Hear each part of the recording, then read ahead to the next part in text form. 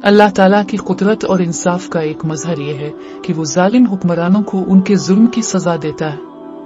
कुरान मजीद और हदीस में कई ऐसी मिसालें मौजूद हैं जहां अल्लाह ताला ने जालिम बादशाहों और कौमों को उनके जुल्म और सितम के नतीजे में इबरतनाक अंजाम से दो चार किया। कुरानी मिसालें। 1. फिरौन की हलाकत। फिरौन ने हजरत मूसा अलैहिस्सलाम और बनी इसराइल पर जुल्म ढाया, खुद को खुदा होने का दावा किया और हक का इनकार किया।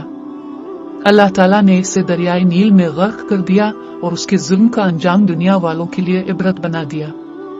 आज हम तेरे बदन को बचा लेंगे ताकि तू उन लोगों के लिए निशान इबरत बने जो तेरे बाद आएंगे।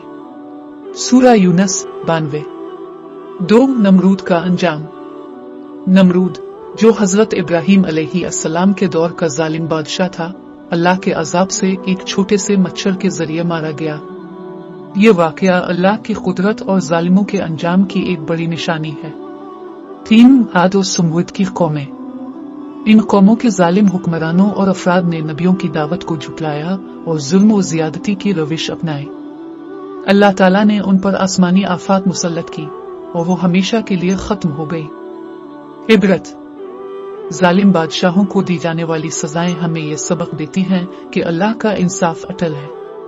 वो चाहे फौरी सजा दे या मोहलत देकर, हर जालिम को इसके अमाल का बदला जरूर देता है।